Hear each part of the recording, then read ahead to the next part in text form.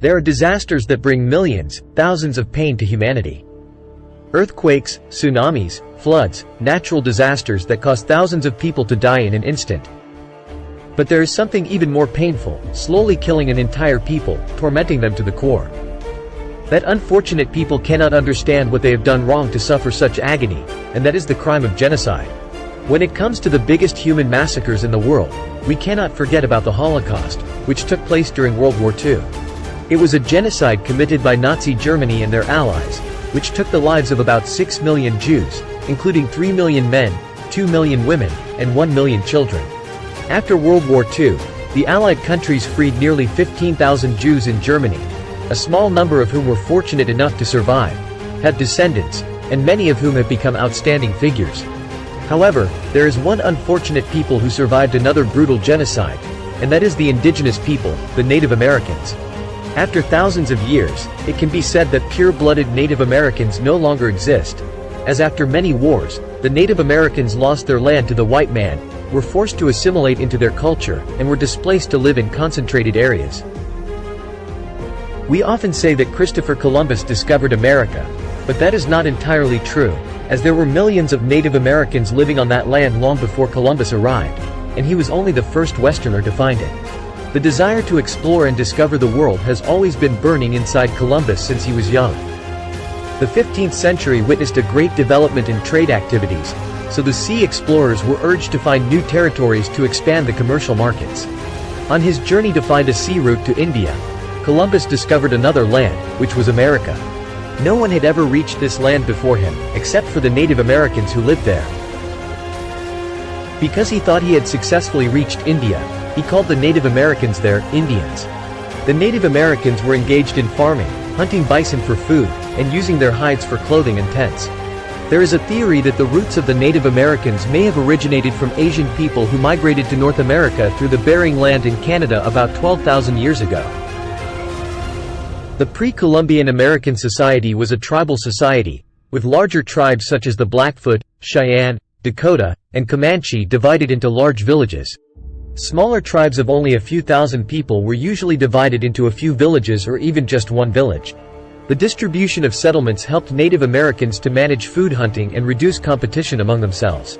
Although later they were all called Native Americans, each tribe had its own cultural characteristics, customs, language, and clothing.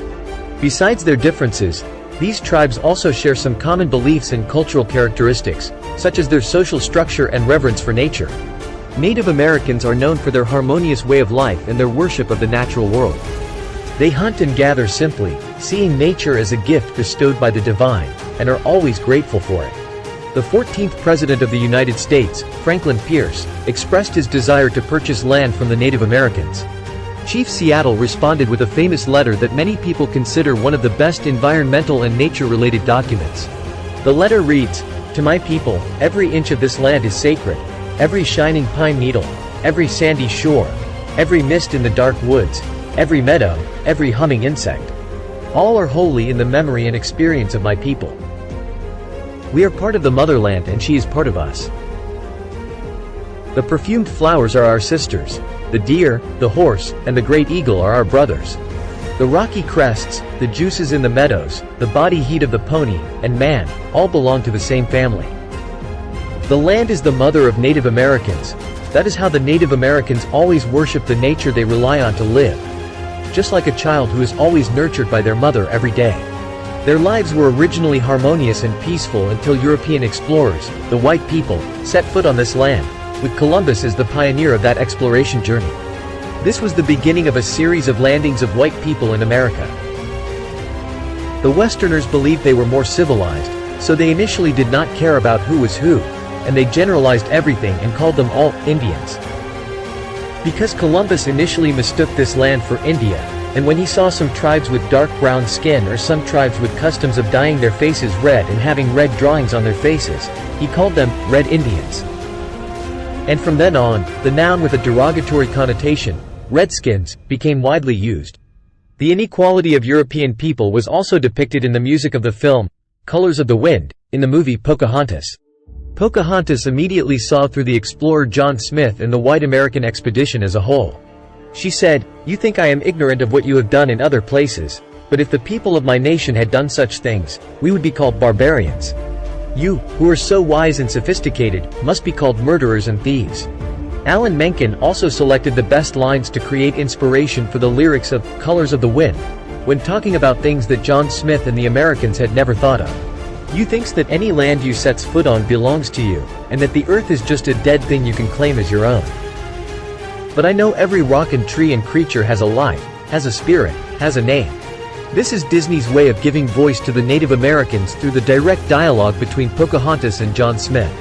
The song's lyrics also represent an outcry for equality for all races, and subsequently, "Colors of the Wind" won an Oscar for Best Original Song in 1996. During the early days of settling in America, the English settlers lived peacefully with the Native Americans. The Native Americans taught them how to live and hunt on the land. However, the settlers' insatiable greed ultimately led to the land and resources of the Native Americans being taken away.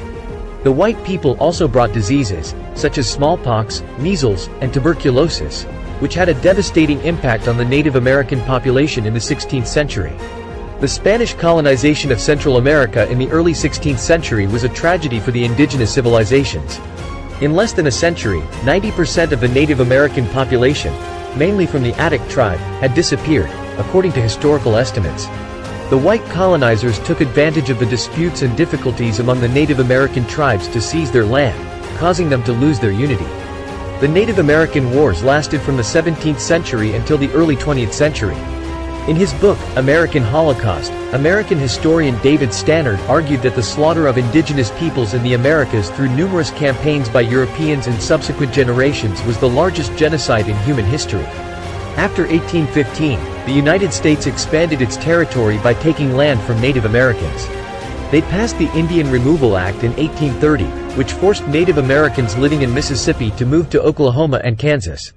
During this relocation, over 10,000 Native Americans died from starvation and exhaustion. The three largest tribes in eastern Mississippi were the Choctaw, Creek, and Cherokee.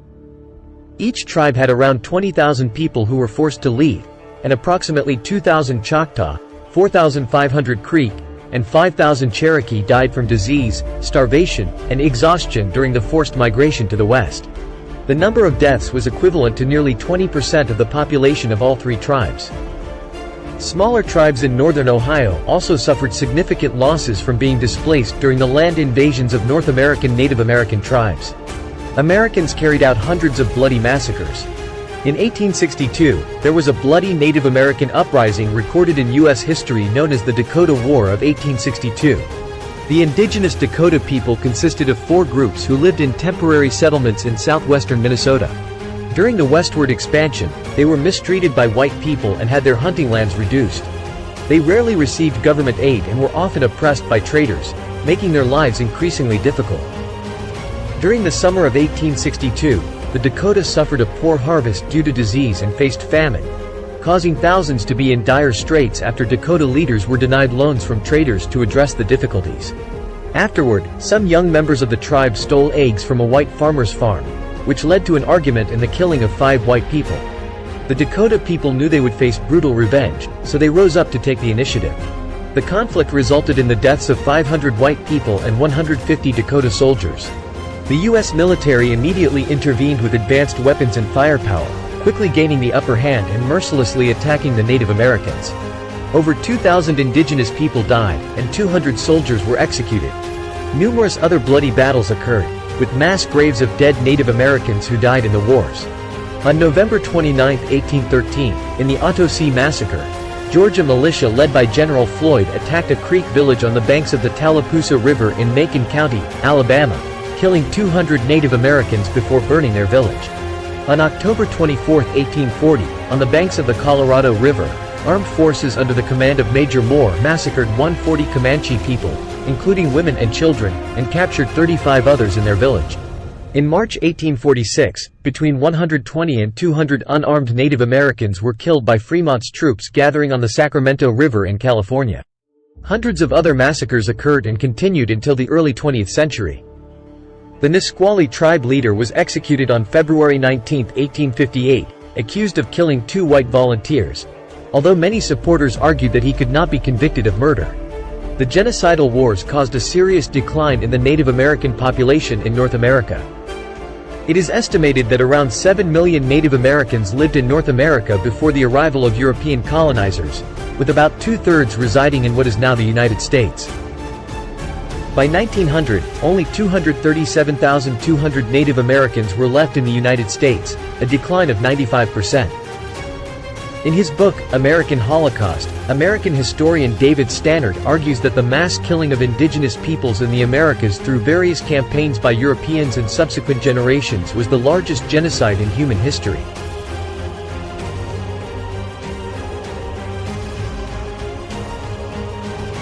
The content of the movie, Pocahontas, may not fully reflect history, but the film's music does. The song, I Never See Him Again, the farewell song Pocahontas sings to John Smith, somewhat reflects the reality of the deteriorating relationship between indigenous Americans and the United States. The real-life Pocahontas was later kidnapped by a Western captain and married a tobacco farmer named John Rolfe. Many question whether Columbus is responsible for all of this, for the suffering of the Native Americans. However, it is believed that if it were not Columbus, another white explorer would have discovered America. The most fundamental cause of the genocide of Native Americans was the expansionist ideology and boundless greed of the United States and European countries at that time. Any invasion is based on the foundation of one ethnic group considering itself superior to others, and that inequality is what caused so much war and crime against millions of people. Thanks for watching. Bye. See you in the next video.